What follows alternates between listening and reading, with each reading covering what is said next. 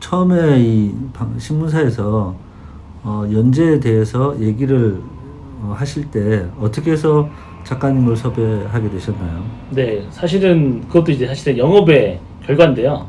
매일경제라는 이제 좋은 매체에서 저한테 먼저 와서 이런 내용으로 했으면 좋겠다라고 한 적은 없고요. 제가 오히려 이제 어떤 제안을 해가지고 지인을 통해서 이러이러한 특히 영업에 대한 콘텐츠가 제대로 연재가 된 적이 우리나라에 별로 없습니다. 그래서 매일경제 이러이러한 사람이고 제가 이러이러한 콘텐츠를 하고 싶다라고 계획서를 냈고 통과가 되어서 연재를 하게 되었고 다행히 반응이 나쁘지 않았는지 1년 이상 연재를 할 수가 있게 되었습니다. 네. 이번에 출간하신 책에 대해서 네. 저자분이시니까 이 책의 특징 또 꼭 이 책을 봤으면 좋겠다고 생각하는 분들은 어떤 분인지 네. 좀 말씀해 주시죠. 네, 지금 시중에는 영업에 대한 책들이 상당히 사실은 굉장히 많습니다. 그런데 잘 읽어보시면 아시겠지만 한 95% 이상은 영업 분야, 특정 분야 영업 분야에서 성공하신 분들이 나는 이렇게 영업을 해서 영업에 성공을 했다 라는 약간 자서전적인 이야기가 많습니다. 이렇게 했기 때문에 성공했다. 그런데 저는 그것도 굉장히 좀 중요하다고 생각이 들고요. 하지만은 저는 모든 영업사원이 사실 성공할 수 있는 것도 아니고 그런 어떤 특정 영역만 부각되는 것이 옳다고 생각하진 않았기 때문에 다양한 부분의 영업이 가진 특징에 대해서 다루는 게 좀 필요하다고 생각을 했고요. 그래서 아까 말씀드린 것처럼 한 40군데에서 종사하는 영업사원들의 특징을 담은 겁니다. 그래서 어떤 분야에서는 인센티브가 이제 무한정으로 지급이 되는 이런 데가 있고 또 어떤 분야에서는 내근직 비슷하게 일하는 영업사원들도 있습니다. 그래서 굉장히 다양한 영업사원을 일단은 다뤘다라는 게 첫 번째 좀 포인트가 되겠고요. 두 번째는 보통 저희 일반적으로는 영업이라고 얘기하지 않는 분야가 많이 있습니다. 가령 예를 들어서 변호사, 변리사, 세무사 이렇게 얘기하는 전문직들은 영업이란 얘기를 잘 하지 않습니다. 하지만 실질적으로 영업이 어떤 직업보다도 중요한 사람들인데요.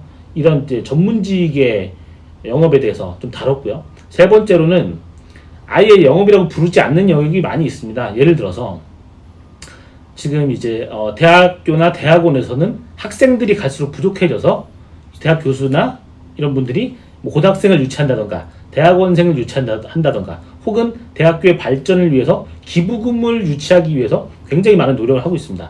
이거는 사실은 영업과 동일한 상황인 거죠. 그리고 정치인들도 표를 결국에 모아야지 본인이 당선이 돼서 시장이 되든 구청장이 될 수가 있어요. 이들이 활동하는 것도 실질적으로 보면은 영업활동과 다를 바가 없습니다.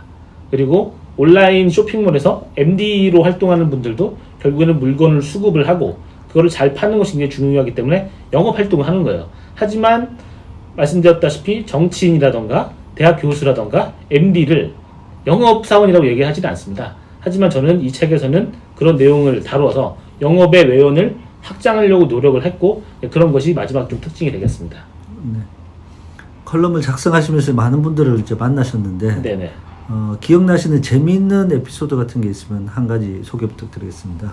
재미있는 에피소드는 이제 그 동물 사료 영업을 하는 분을 만나서 이야기를 해봤는데요. 동물 사료는 결국에는 그 제품을 동물이 소비를 해줘야 되는 겁니다. 그런데 결국에 아무리 그 농장주를 잘 설득을 해서 제품을 공급을 했다 하더라도 결국 실질적으로 그 사료를 먹는 동물들이 거부를 하는 수가 있어요. 근데 그럴 경우에는 보통은 다 소비자들이 사람이기 때문에 왜 저희 제품 안 좋아하십니까? 뭐가 문제인가요? 라고 얘기해서 솔루션을 제공할 수가 있는데 소, 돼지가 고객이기 때문에 물어볼 수가 없는 겁니다. 왜 우리 제품 안 먹어요? 뭐가 문제예요? 입맛이 안 맞나요? 물어볼 수가 없지 않습니까?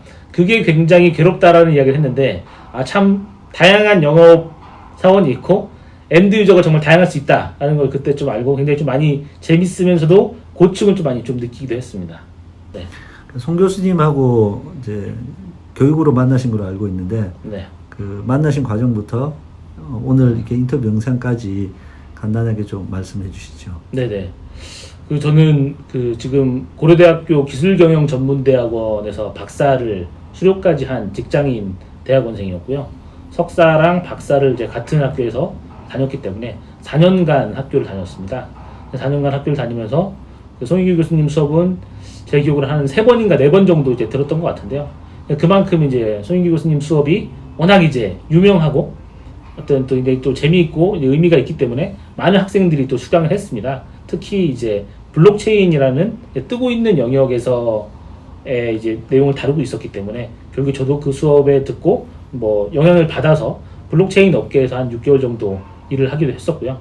그래서 워낙 좀 최신의 트렌드를 다루고 계시는 데다가 투자 전문가이시기 때문에 저희도 이제 업무를 하면서도 많은 부분을 여쭤보기도 하고 영향을 좀 받기도 했고 소개를 많이 받기도 했습니다. 그런 이제 인연으로 지금 뭐 페이스북에서도 지금 친구이기도 하고요.